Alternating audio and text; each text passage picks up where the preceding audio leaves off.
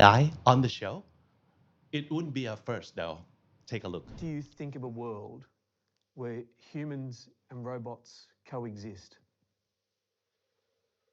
I think a world where humans and robots coexist would be an amazing place. Well, of course, you still feel a little awkward, and some might say cool, and some might say creepy. I'm still on the fence, but super curious. How might that go if we can actually have a real conversation, a valuable and deep conversation with an AI? So, back to our guest today. So, this person, we've seen him talk to our CEO on his show, The Secret Sauce by Ken Nekorin. And we think to ourselves, if we ever have to talk to someone about the future of human and AI, it's got to be this person. So let's go talk to him now. สวัสดีครับสวัสดีครับดรสวัสดีครับ นภัสนะครับครับ ครับผม Thank you so much for coming. Pleasure to be here. Yeah, and this is not your first interview or even 2 or 3 times with the standard. You have become a familiar face. Yes, Yeah. I'm here almost every day now. I love to be here. Thanks. Okay, I love having you here. So today, of course, and obviously, we'll be talking about the AI stuff, right? But let's go back a little and talk to you yourself, about you yourself. You have been and still are, I'm not sure, an economist. Yes. Yeah, and you were called a great thinker, and you are, of course, a CEO. You are a data technology entrepreneur. That's a lot of things, huh? That's a lot of things to be, but you are all those. Sure. Uh-huh. Let me give you a brief background on myself. I'm an economist by training, but I like to think that what I do is helping people make better decisions with data technologies, from big data, AI, data science, to things like blockchain, and stuff that doesn't work yet, but will be in one day. And I enjoy them immensely. Like I love my job, and I do that through some of my companies. Yeah. And the problems we help solve range from things like how to prevent people from dying on the roads. You know that people die on the road. Like Thailand has Yeah. like 15K per year, and it's been happening like for decades.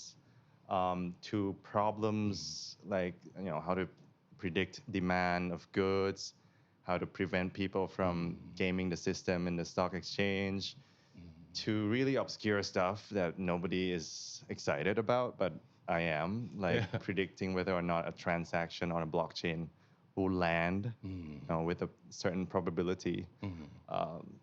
Some of you might enjoy this, but if so, please join the company. Yeah, so that's what I do, and I love it. And it's been about enterprise level, analytics, stuff that has to do with organizational level problem solving. Yeah. But with Gen AI, I think it's becoming more and more personal, and yeah, I'm happy to share my views on that today. Yeah.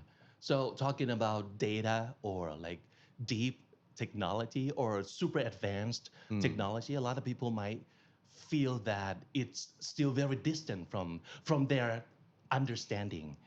But of course, it's very close to humans' life.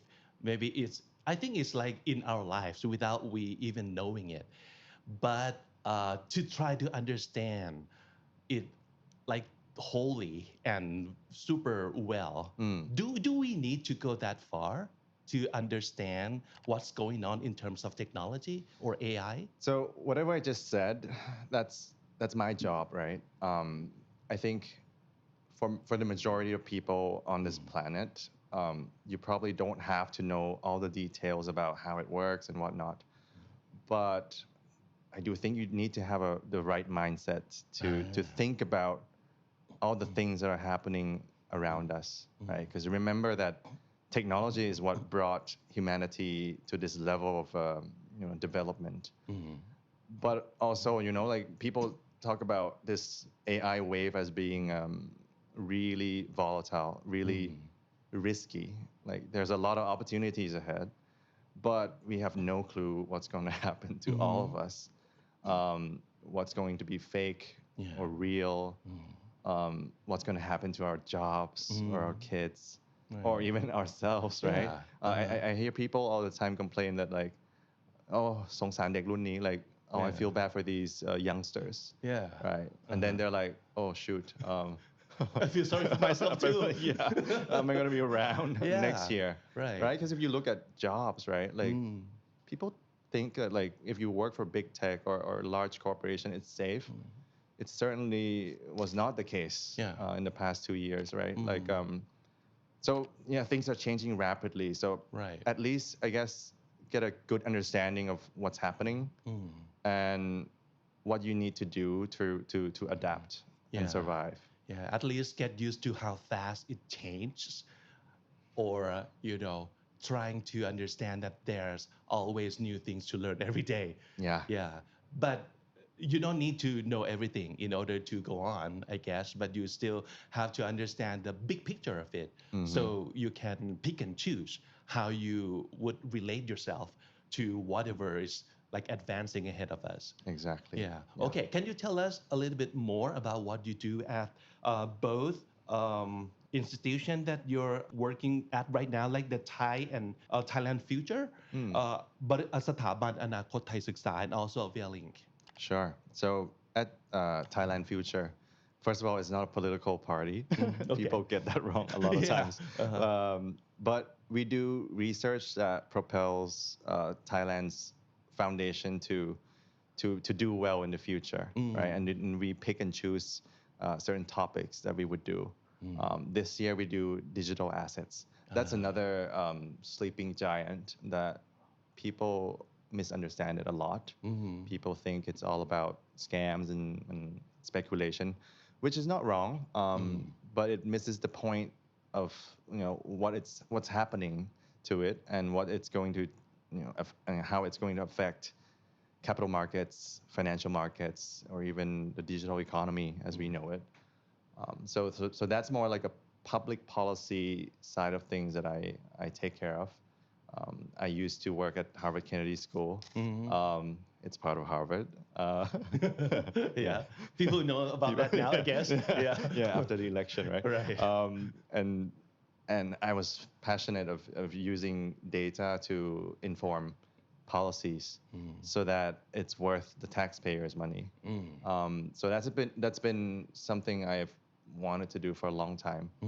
And we can talk more about this as well because this episode is probably going to be about skills, education, Right. and stuff. And when I did my PhD, I specialized in economics of education. And so there's a lot of low-hanging fruit and a lot of opportunities to craft better policies for Thailand. Yeah. So that's more of a public side of me. For ViaLink, it's a tech startup, which is still alive and well. We want to decentralize commerce excellence that you would see in Lazada or Shopee or Amazon or big players. We want to be able to equip other companies to produce, stock products, fulfill products, and deliver products really well with low cost, without having to pay, to develop their own IT system. I see. And use AI to help all of that, right? From production to like last mile delivery to your home. I spent a lot of time in the US and I've seen how Amazon did it. Yeah. And it's pretty remarkable how they did it in terms of, investments in the data. Because without that, then you can't do it, right? But then again, you don't see that happening here or anywhere else because it's tough and it requires a lot of thinking and redesign. And so at ViaLink, we want to equip different companies of all trades to have operational excellence with AI. Yeah. And hopefully they make more profits and everyone's happy. So they can focus on what they do best, like Exactly. producing great product and providing best service, and then you help take care of the rest. Yeah, because if you look at it, right, pretty much everything could be automated. Sure. Yeah. Like even production. Some of our clients, wanted it to not be completely automated at first. But once we ship the product and it and it works all the time, they're like, why spend an engineer's time doing this when Yeah. and then they move the engineer to do something else that has more value added to the company. Yeah. Yeah. Yeah. You've mentioned before you spent quite a long time in the US. So for how many years and doing what? For too long. For too long. So I was at Saathit Jula first, and then I moved to the US for high school. I see. I thought I was great at math, but I was not. No? So it's a type of school where everyone seems to be like a genius. And I'm like, oh man, what is this? They gave me a calculator, I see. TI 83, 84.